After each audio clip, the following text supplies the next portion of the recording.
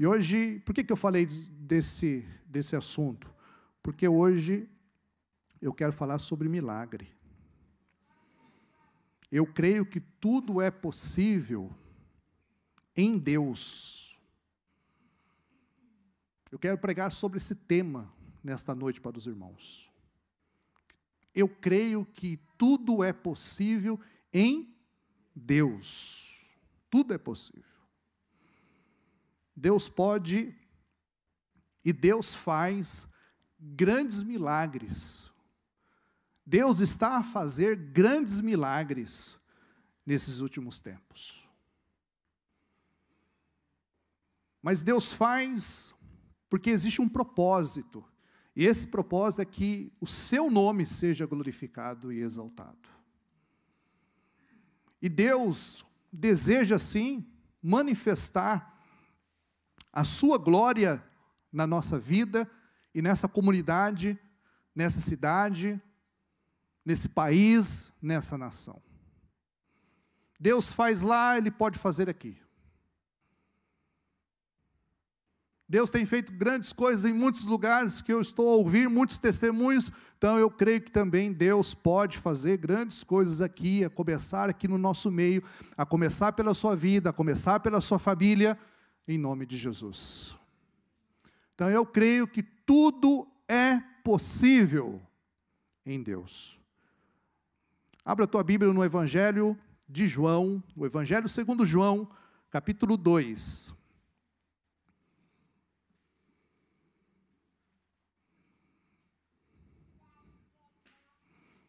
Do versículo 1 até o versículo de número 11. Mas pode deixar aí, Rodrigo, pode deixar aí, né? Porque o texto principal está no verso 11, que diz assim: em Caná da Galileia, Jesus deu início aos seus sinais. Mas vamos ler a partir do 1, ok?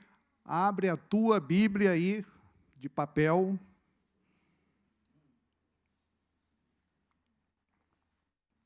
Ou no teu telemóvel. A Bíblia diz: e no terceiro dia, e no dia terceiro, houve o quê?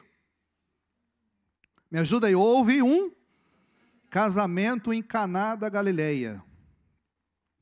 E a mãe de Jesus estava nessa festa, nesse casamento. Estava lá. E também foram convidados, quem? Jesus e os seus discípulos para o casamento. Eu fiquei a pensar, né? Que esse esposo, esse noivo, né? Ele foi muito inteligente. Ele foi muito abençoado. Porque ele convidou o principal. E tendo acabado o vinho, a mãe de Jesus lhe disse o quê? Eles não têm vinho. Jesus lhe disse: mulher, que tenho eu para fazer contigo? Ainda não é chegada a minha? Sua mãe disse aos serviçais: tudo quanto ele vos fazei-o. E estava ali postas 6 talhas de pedra, do tipo usado pelos judeus para purificação, e em cada uma cabiam 2 ou 3 medidas. Jesus lhe disse: enchei de água as talhas. E eles as encheram até a borda. E eles lhes disse: tirai agora, levai ao mestre-sala. E eles o levaram. Quando o mestre-sala provou a água tomada em vinho, o que ele disse? Não sabemos de onde viera, mas os serviçais que havia tirado a água o sabiam. E o mestre-sala chamou o noivo. Ele disse: todo homem, no princípio, apresenta o bom vinho. E quando os homens já têm bebido bem, então o que é pior, ou comum, mas tu guardaste o bom vinho até agora. Esse começo de milagres fez Jesus em Caná da Galileia e manifestou a sua glória, e os seus discípulos nele. Então, dentro desse casamento, dentro dessa festa, o noivo convidou Maria, mãe de Jesus, e convidou também Jesus e convidou seus discípulos. Ali, eles beberam bastante vinho, houve uma necessidade e Jesus se manifestou. E esse texto,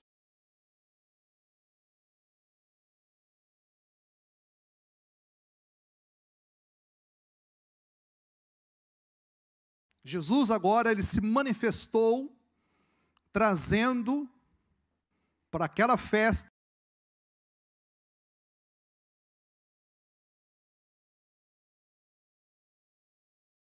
no telão, está em João capítulo 14, versículo 12, que diz: na verdade vos digo que aquele que crê em mim também fará o quê? As obras, me ajuda aí, que eu, e as farás maiores. Eu vou repetir, e fará o quê? Maiores do que estas, porque eu vou para o meu Pai. Tremendo, extraordinário. Eu vejo que Jesus ele foi para o Pai, mas deixou algo para a igreja.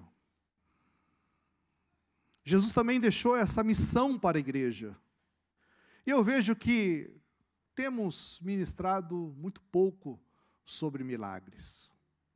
Nós temos falado muito pouco sobre o Deus que realiza milagres. E nós temos orado muito pouco por milagres no nosso meio. Jesus aqui realizou o primeiro dos seus sinais miraculosos. E olha que interessante. O nosso Senhor, como primeiro sinal, transformou a água em vinho. Sem nada modificar. Repete comigo, fala assim, sem nada modificar. Ele não modificou as vasilhas. Sem nada. Mas ele fez o quê? O milagre, a transformação. Daí eu coloco uma frase que impactou o meu coração. Qual é essa frase? Jesus ele é mestre em o ordinário em extraordinário, inclusive na nossa vida. Ele fez o primeiro milagre de Jesus relacionado com a transformação. Algo impossível para o homem.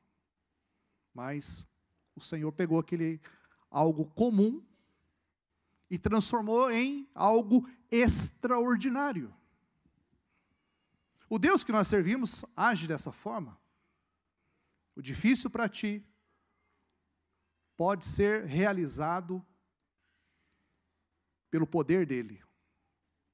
Aquilo que está complicado, ele pode fazer na tua vida. Ele pode fazer no nosso meio. Ele pode agir na igreja. Ele pode transformar. Então Jesus ele é mestre em transformar aquilo que é comum em algo extraordinário. Talvez o que está a passar pela sua mente aí, o que está difícil. O que está difícil para a tua vida, teu trabalho, tua família, salvação do teu marido, a libertação do teu filho. Deus pode fazer um milagre a partir da sua vida, a começar pela sua casa.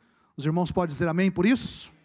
Deus pode fazer uma transformação nesta comunidade, nesta igreja. Deus pode fazer coisas lindas. Agora, veja o que Deus fez na nossa vida, lá em 2 Coríntios capítulo 5, versículo 17. Um texto tão conhecido, quem está em Cristo, nova criatura. Continua aí. As coisas que? E tudo se fez novo. Na minha versão aqui atualizada, eu coloquei: quem está unido com Cristo é uma nova pessoa. Acabou-se o que era velho e já chegou o que é novo. No verso 18 diz: tudo isso é feito por Deus, o qual por meio de Cristo nos transforma de inimigos em amigos dele. É o que Deus fez na minha vida, é o que Deus fez na sua vida. E Deus nos deu o quê? A tarefa de fazer com que os outros também sejam amigos dele. Esse texto fala do quê? De transformação. Se você está aqui a ouvir essa mensagem, está sentado, é convertido, é salvo, Deus transformou a sua vida. Você crê nisso? Isso é um milagre? Veja alguns anos atrás como tu eras. Como era a sua vida, alguns anos atrás. Veja como é a sua vida hoje. Isso é transformação. Deus te transformou.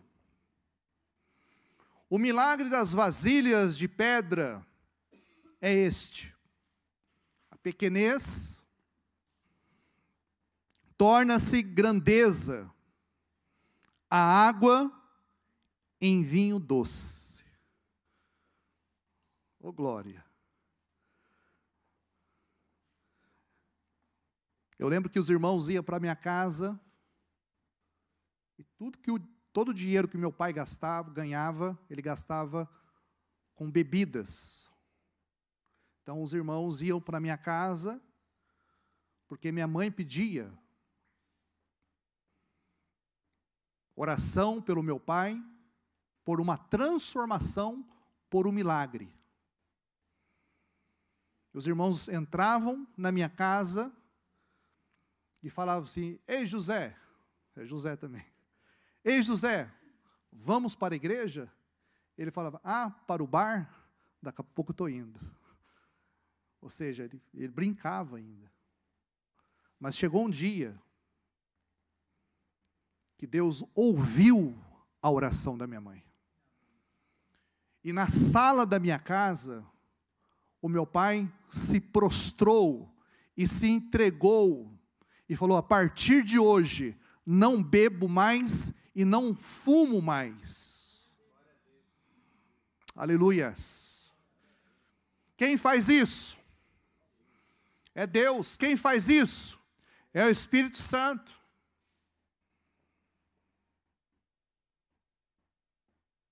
O que Deus pode fazer a partir da sua vida é grande, meu irmão.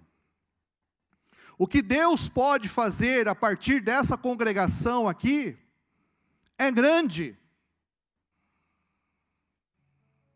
Deus pode realizar coisas grandes aqui. Porque o que é pequeno para ti, o que é impossível para você, é possível para o Deus a qual eu estou a ministrar aqui nesta noite. Talvez você está orando assim: Deus, ouve a minha oração, ouve o meu pedido. Talvez você nem fé tem mais, ou a sua fé é uma fé religiosa, já não tem força mais. Mas escute essa palavra: o que é impossível para ti é possível para Deus. Deus pode transformar esta água em vinho doce nesta noite.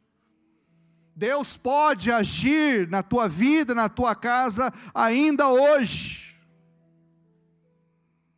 Escute. Não havia vinho que chegasse, mesmo do de menor qualidade. Era o vinho comum. Estava bebendo muito eles. Mas escute essa revelação que Deus colocou no meu coração. Escute essa palavra. Mas o esposo em Caná, convidou o esposo que veio do céu. Aqui está o segredo. Aqui está o segredo, aqui está a revelação desse texto. Aquele homem, ele convidou a pessoa certa para o seu casamento. Ele convidou o esposo que veio do céu. E aí tudo é possível quando ele é convidado. Tudo é possível quando ele é convidado. Escute essa palavra, é para você nesta noite. Tudo é possível quando ele está na festa.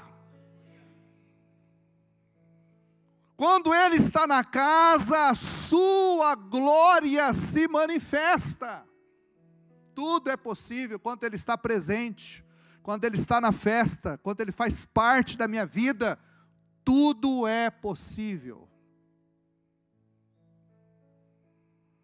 Eu vejo que Jesus, como diz lá em Atos capítulo 2, versículo 22, Jesus, o Nazareno, homem aprovado por Deus entre vós, com maravilhas, prodígios e sinais.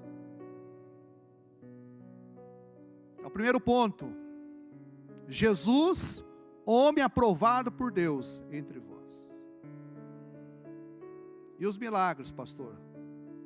Os milagres era uma resposta de Deus aos enfermos. O milagre que Deus pode realizar aqui nesta noite, na sua vida, pode ser uma resposta de Deus para a tua vida, hoje. Você crê nisso? Pode ser uma resposta aos aflitos, aos oprimidos, aos que se sentiam desamparados. O milagre de Deus pode, porque nós cremos. Somos continuistas, cremos nos milagres. Tem aqueles que falam assim, não, os milagres foram somente para a época apostólica, na época dos apóstolos, hoje Jesus não faz mais nada.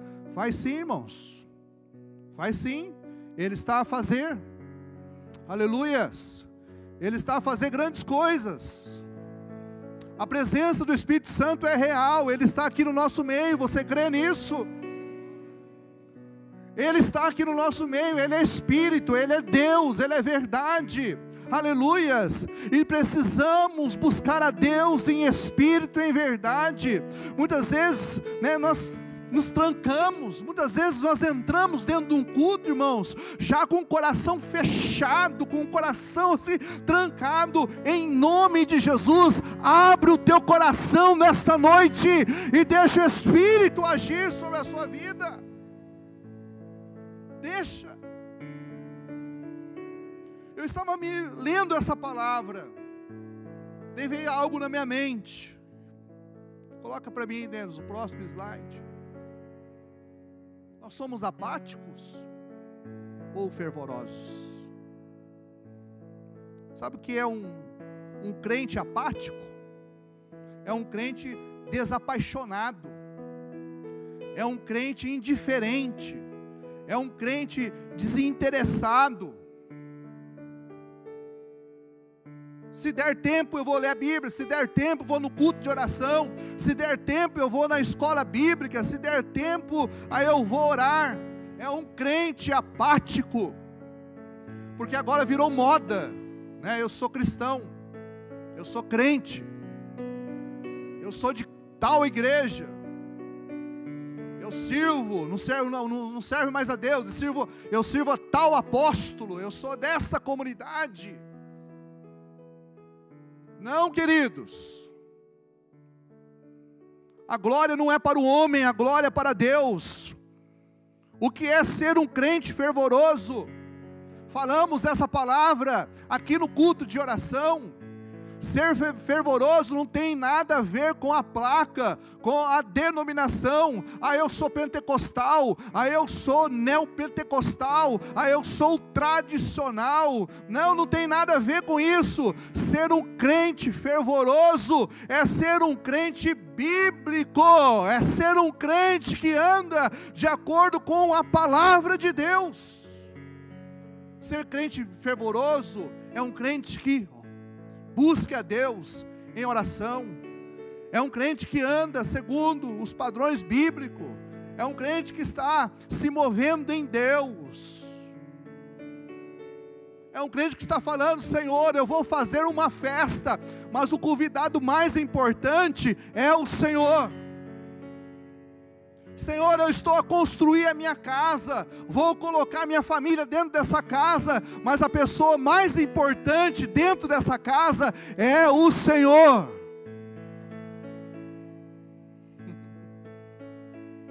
Seja um crente fervoroso, e não seja um crente apático, incrédulo. Creia, meus irmãos. Por isso que a Bíblia diz: porventura achará fé na terra o Filho do Homem quando vier?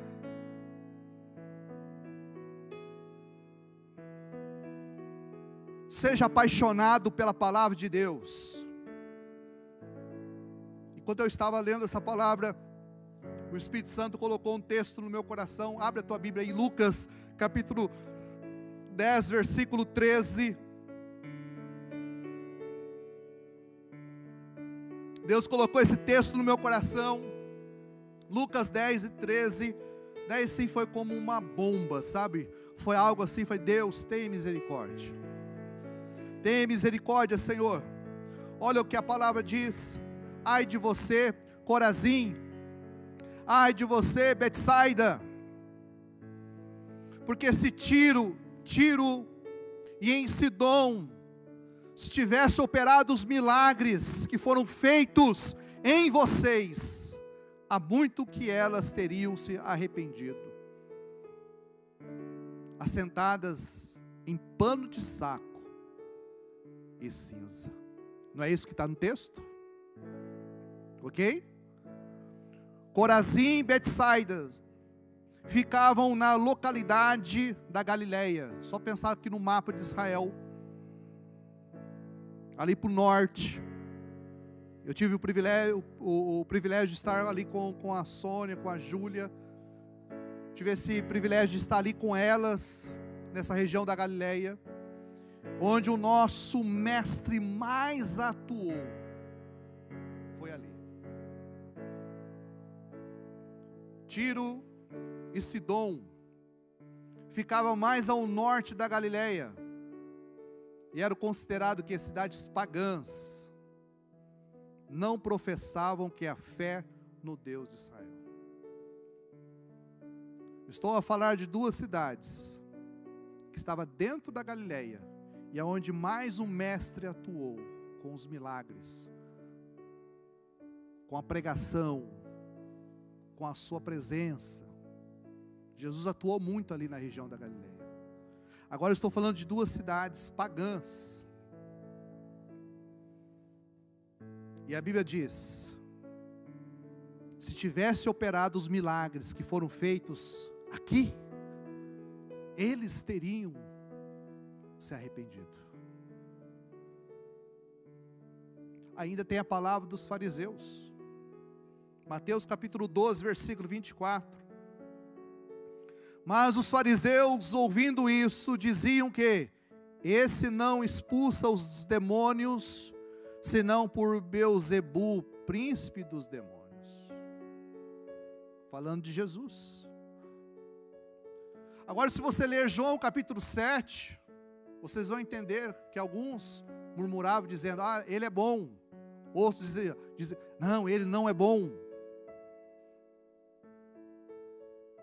Nem todos viam na autoridade de Jesus um sinal de aprovação.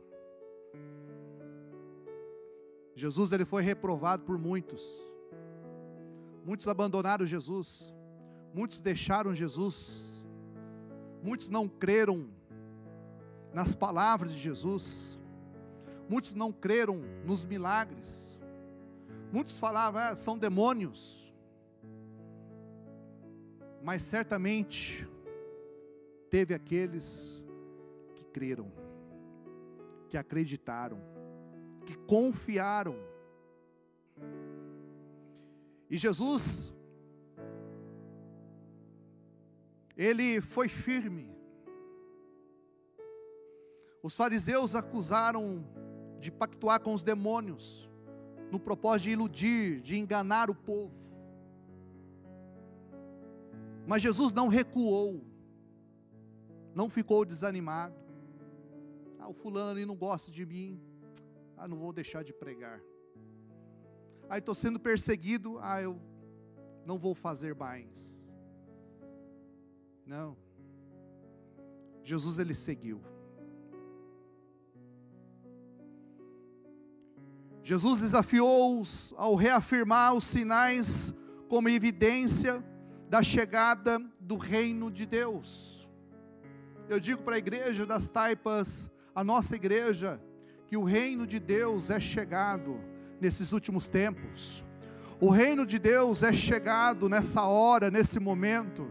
Em nome de Jesus, mesmo que você seja reprovado por muitos, mesmo que muitos não considerem você como um líder, como um pastor, como um obreiro, como uma pessoa cristã, não se preocupe, Jesus também foi rejeitado. Eu digo para ti nesta noite, segue. Seja um crente fervoroso, cheio do Espírito Santo, amém? Amém, por quê, pastor? Porque o reino de Deus é chegado, o reino de Deus é chegado. Agora eu entro no segundo ponto da minha mensagem, nesta noite, e falo para os irmãos, que diante de tantas vozes, Jesus manteve o foco. Foram tantas vozes. Quantas vozes que nós estamos a ouvir nesses últimos tempos? Jesus teve a experiência com 3 vozes: a do Pai, a dos discípulos e o clamor da multidão. Ok? Imagina o clamor da multidão nos ouvidos de Jesus. Jesus, faça isso. Jesus não é desse jeito. Jesus sobe a montanha, não. Jesus desce. Jesus é por aqui. Aquelas vozes. Tem que ser desse jeito. Tem que ser dessa maneira. As vozes. Aquela multidão, né? Enchendo o ouvido de Jesus. Foi fácil, pastor Carlos? Foi fácil, pastor Bernardo? Tem que ser que nem a lei. Tem que ser dessa forma. Nossos pais ensinaram, tem que ser dessa forma. A voz da multidão. Jesus também ouviu a voz dos discípulos. E discípulo é aqueles que sentam à mesa. Jesus falava à multidão, mas quem senta à mesa são discípulos. Multidão é multidão. Os amigos, os discípulos sentam à mesa. E da mesma forma, os discípulos também falaram muito aos ouvidos de Jesus. Mas algo marcou na vida de Jesus que deixou para nós como modelo, como exemplo. Se você abrir Marcos 1:35, Jesus traz para nós aqui uma revelação, um modelo de vida, um exemplo fantástico e maravilhoso. Diante de tantas vozes, qual é a voz que você tem priorizado?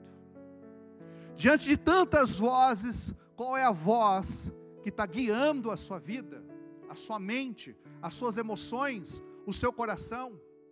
Qual é a voz que fala mais forte aí no teu coração, no teu interior? Qual é a voz que está te guiando, te orientando?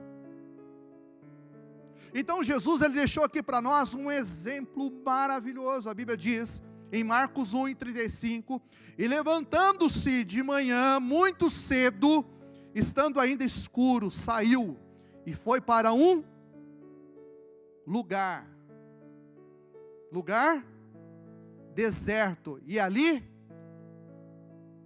me ajuda aí. E ali, orava. Cedo, Jesus deixou esse modelo para nós. Qual foi o segredo de Jesus? Levantar pela manhã cedo e buscar ouvir primeiro a voz do Pai. A voz que tem o poder e a autoridade de conduzir o homem ao propósito. É essa voz que faz a diferença na nossa vida. Por haver ouvido primeiro a voz do Pai, e por saber qual é o seu chamado, Jesus conseguiu filtrar as vozes e manter o seu foco.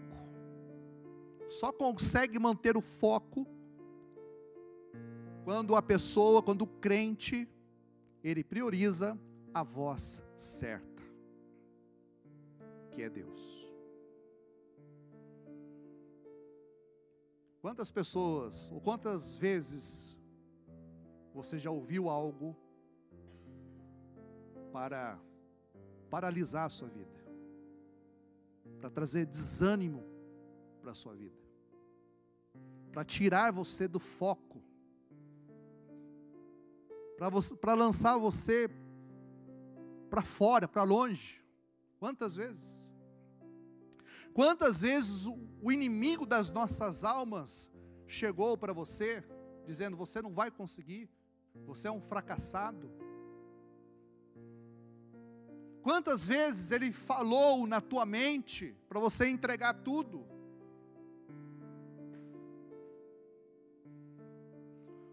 Pastor, qual é o segredo para eu vencer essas lutas? O segredo é você levantar de manhã, bem cedo, no teu quarto, na tua sala, dobrar o teu joelho e dizer: Pai, estou aqui e desejo ouvir a tua voz. Esse é o segredo. Vai ser a primeira voz do Eterno. Essa voz vai te guiar para o seu propósito de vida. Aleluias.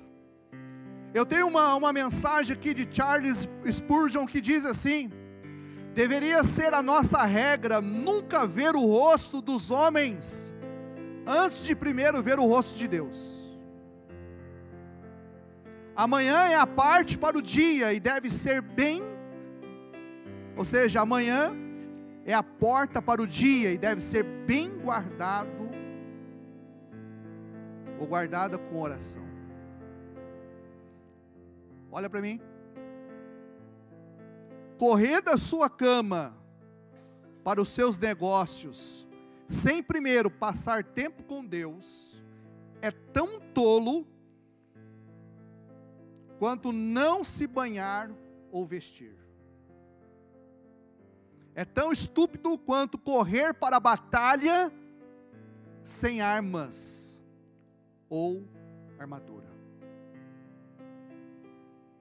Ao levantar,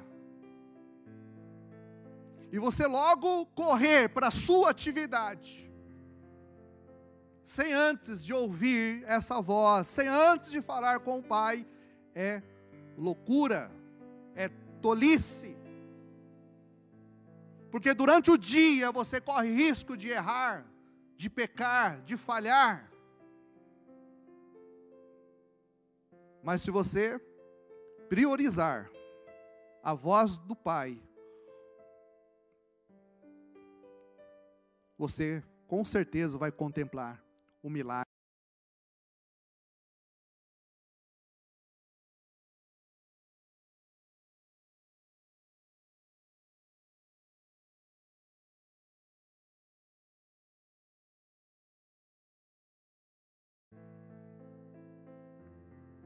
Faça tudo.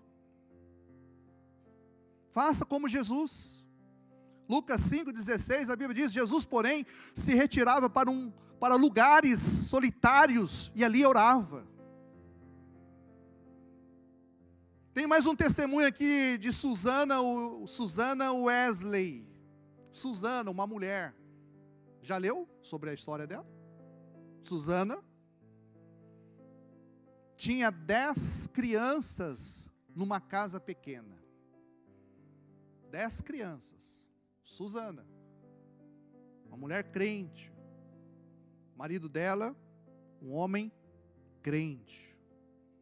Não havia TV, né? Não havia telemóvel, então 10 filhos. Não tinha distrações naquela época. Uma brincadeira à parte.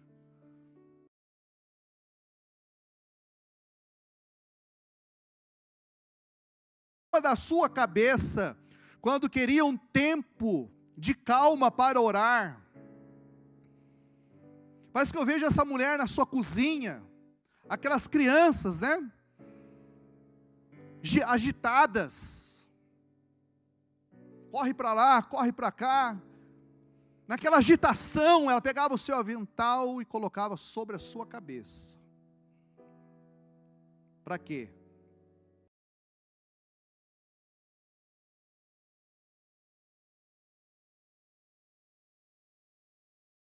De Deus em oração. Por que Deus visitou eles com um grande avivamento? Por que Deus fez um grande avivamento naquela época? Houve muitos milagres naquela época. Por quê? Porque havia, irmãos, um coração fervoroso que buscava Deus com integridade, com o coração queimando pela presença de Deus. Não um coração apático, não um coração religioso, não um coração duro, mas um coração voltado para o Criador. Daí a gente olha para a história, a gente olha para Charles, John Wesley, seus filhos, mudaram o mundo por meio do Evangelho. Homens simples.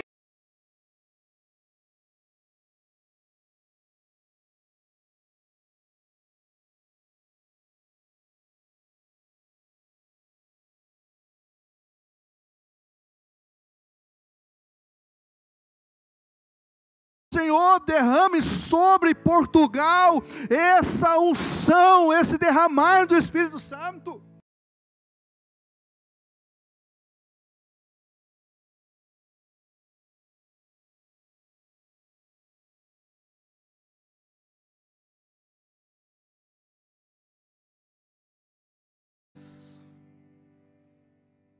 O que aconteceria se encontrássemos um lugar solitário todos os dias para orar?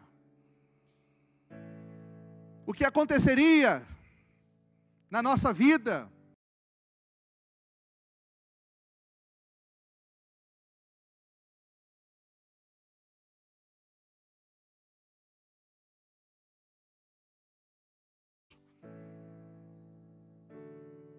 Por intermédio da nossa oração. Irmãos, que Deus tenha misericórdia de nós, amém? Que essa palavra toque profundamente no nome de Jesus.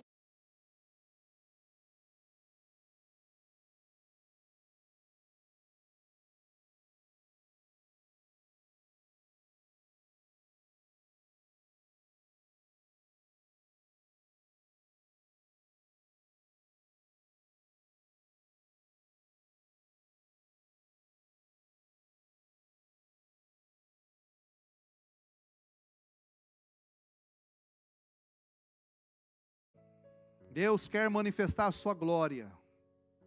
A mãe de Jesus disse-lhe: façam tudo o que ele disser. E veja o resultado da sua fé. Pratique. Dobre o teu joelho, ouve a voz do Pai e pratica aquilo que o Pai está revelando no teu coração. Vai dar certo, pastor? Vai. Vou ver milagre? Vai. Vou estar dentro do propósito? Vai. Se você não faz isso, você corre o risco de ouvir as vozes dos discípulos, da multidão,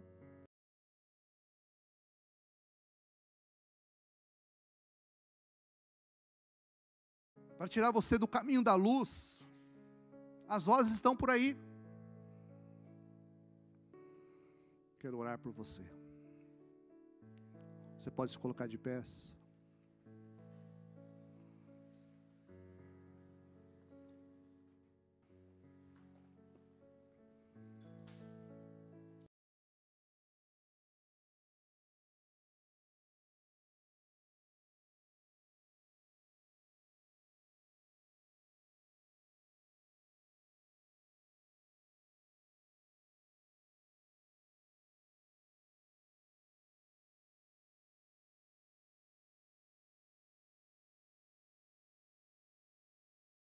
E aqui na frente, posso orar por ti.